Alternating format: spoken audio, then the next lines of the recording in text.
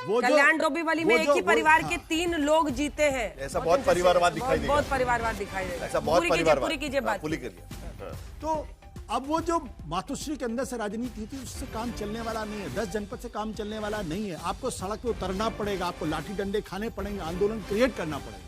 और अगर आप ये कि आज शरद पवार एक है, अजीत पवार अलग है, लड़ रहे हैं, कल पता चला साथ हो रहे परिवार के नाम पे, ऐसे कोई राजनीति होती है? लोग बेवकूफ थोड़ी है इस देश के अंदर। राज ठाकरे 20 साल से गायब है, अचानक पता चला खड़े हो जाते, नहीं मैं तो आ रहा हूं, मैं मराठी मानुस को बचाऊंगा, और 2-3 लोगों को थप्पड़ मार देंगे। अच्छा, एमएनएस के लिए आप बोल रहे थे, तभी प्रहलाद मात्रे ने जीत हासिल की एमएनएस की तरफ से। तो ऐसे परिवार के होती है। अरे भाई, नरेंद्र मोदी अमित शाह से कुछ तो सीखिए कम से कम।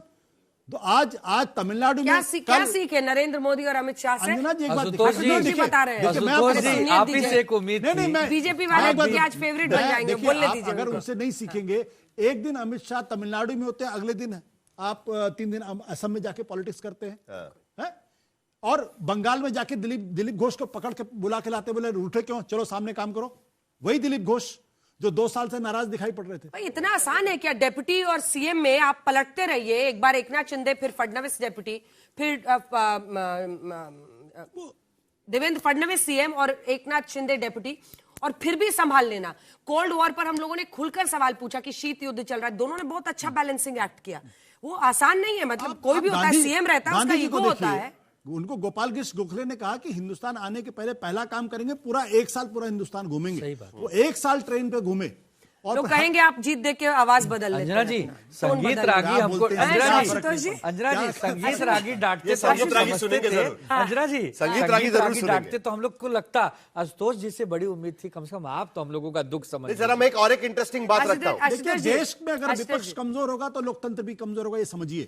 इसलिए अगर लोकतंत्र को जिंदा रहना है तो इंडिया गठबंधन को मजबूती के साथ उठना पड़ेगा, और उसके लिए सबको साथ आना पड़ेगा। और संस्थाओं से लड़ने के बजाय आपको चुनाव लड़ना होगा, बीजेपी से लड़ना होगा। ये सबसे बड़ा सबक है। नहीं, चुनाव लड़ना होगा। अब देखिए, बीएमसी के नतीजे देखिए, 104 सीटों पर जो अभी फिलहाल रुझान साफ नजर आ रहे हैं, 170 सीटों के करीब करीब रुझान यहां पर नजर आ रहे हैं। 104 सीटों पर शिवसेना 170 हो गया, 171 हो गया, 104 पर बीजेपी और एकनाथ शिंदे। 59 सीटों पर शिवसेना और एमएनएस, शिवसेना यूबीटी और एमएनएस, और शिवसेना एनसीपी एसपी, और 3 सीटों पर कांग्रेस। 10 सीट पीछे है बहुमत से। नहीं, लेकिन मैं आपको जरा स्प्लिट दे देता हूं कि कौन सी पार्टी अपने बलबूते पर कौन सी सीट पर है। भारतीय जनता पार्टी 73 सीटों पर आगे चल रही है, 73, यानी पिछला परफॉर्मेंस ऑलमोस्ट वहां तक पहुंच जाएगी। एकनाथ शिंदे की शिवसेना 29 सीटों पर इस वक्त आगे चल रही है। जो कांग्रेस का परफॉर्मेंस था, अभी भी बहुत सीटें बाकी है। शिवसेना यूबीटी 53 सीटों पर इस वक्त आगे चल रही है। ठीक है, नमस्कार कर रहे हैं। कांग्रेस 3 सीटों पर इस वक्त आगे चल रही है। एमएनएस 2 सीटों पर आगे चल रही है, 1 सीट पर एनसीपी एसपी भी आगे चल रही है, और 5 सीटों पर अन्य दल एमआईएम जिसमें है या बाकी सारे लोग हैं वो उस पर आगे चलते हुए नजर आ रहे हैं। यानी कुल मिलाकर बीजेपी शिवसेना यूबीटी से भी करीब करीब 20 सीटों से ज्यादा आगे चलती हुई यहां पर नजर आ रही है। और अगर दोनों शिवसेनाओं को मिला दे, अंजना, दोनों शिवसेनाओं को मिला दे, तो इस वक्त मिली हुई शिवसेना 80 सीटों पर अंजना जी इसी पर लेकिन अकेले बीजेपी उनसे मतलब करीब है, करीब है। जैसे पिछली बार था 2017 एक 2 सेकंड कह देता हूं। बोल लीजिए। ईडी सीबीआई गुंडे खोखे, बस यही मैंने कहा था ना। तेरी सारी है, पर जनता के आशीर्वाद से मेरा नेता अब भी सब पे भारी है। कहाँ भारी है? शिंदे पे भारी नहीं है। शिंदे पे ना, देवेंद्र फडणवीस से कहाँ है? अब देवेंद्र जी बड़े नेता, मिल के लड़े हैं, वो सीटें कम लड़ रहे हैं। शिंदे जी सीटें कम लड़ रहे हैं। देवेंद्र जी फडणवीस जी प्रधानमंत्री के रेस में आ गए। आनंद Dubey ji please, let's be realistic. आपकी लड़ाई बीजेपी और शिवसेना दोनों से है, अब शिंदे से भी है, उनसे भी है। शिंदे साहब बहुत कम सीटों पर लड़ रहे हैं उनके मुकाबले, वो भी देखना होगा। 90 सीटों पर लड़ रहे हैं। आप लोग 140 से ज्यादा सीटों पर, हाँ 135 पर बीजेपी लड़ रही है।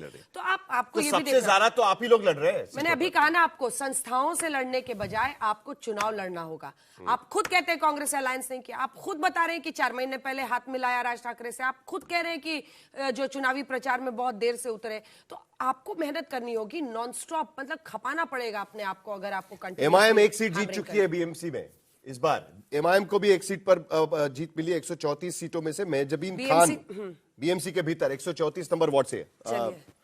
एक महिला ही आई है, ओंकार हमारे सहयोगी इस वक्त हमारे साथ सीधा जुड़ रहे हैं पुणे से। ओमकार, क्या हो गया? दोनों पवार साथ में आए लेकिन उसका कोई असर नहीं हो पाया। ओमकार, 90 पर बीजेपी प्लस 90 सीटों पर भारतीय जनता पार्टी असर नहीं हो पाया। बीजेपी भारतीय जनता पार्टी 90 सीटों पर चल रही है, लेकिन दो पवार साथ में आने के बाद शरद पवार के जो शहराध्यक्ष थे जिन्होंने इस्तीफा दिया था वे कांग्रेस में चले गए और वो अब चुन के आए हैं, वो हमारे साथ है। एग्जैक्टली सब लोग कह रहे थे कि प्रैक्टिकल पॉलिटिक्स होनी चाहिए, पुणे में भाजपा आगे जा रही है, आप कह रहे थे कि विचारधारा। देखिए, मुझे ऐसा एडवाइस दिया जा रहा था छोटे बड़े लोगों से कि यहाँ के राजनीति में इमोशन का काम नहीं है, राजनीति टर्म्स कंडीशन पे की जाती है, राजनीति में बिजनेस माइंडेड होना चाहिए। यानी आज क्या चल रहा है, किसके साथ जाएंगे तो जीत मिलेगी, किसके साथ जाएंगे तो सत्ता में आएंगे, इस तरीके की नहीं क्या जोड़ तोड़ वाली राजनीति चाहिए। लेकिन मैंने उस टाइम भी कहा था कि शिवशाहू फुले अम्बेडकर विचारधारा जो महाराष्ट्र में आज भी उसका चयन किया जाता है, कांग्रेसी विचारधारा जो नेहरू गांधी जी का विचार कल आज और फिर कल तक कितनी भी नहीं क्या जनरेशन आती रहेंगी लेकिन वो हमेशा कायम रहेगा, वो कायम रहेगा। इस तरीके की बात मैं रख रहा था, लेकिन शायद उसके ऊपर कोई भरोसा नहीं रख रहा था।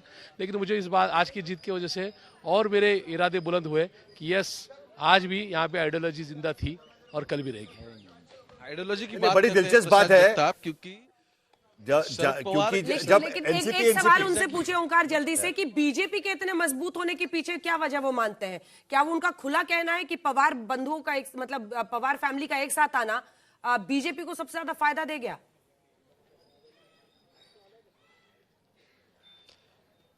बीजेपी इतनी स्ट्रांग होकर उभर रही है पुणे में, क्या आपको लगता है कि दो पवार साथ में आने के बाद ही ये सब कुछ हुआ है? नहीं, देखिए, मैं फिर से एक बार बोल रहा था, बीजेपी को रोकने का रहेगा तो एमवीए इंडियन अलायंस ने एक साथ आना चाहिए और उसमें हमें जीत अच्छी मिल सकती है।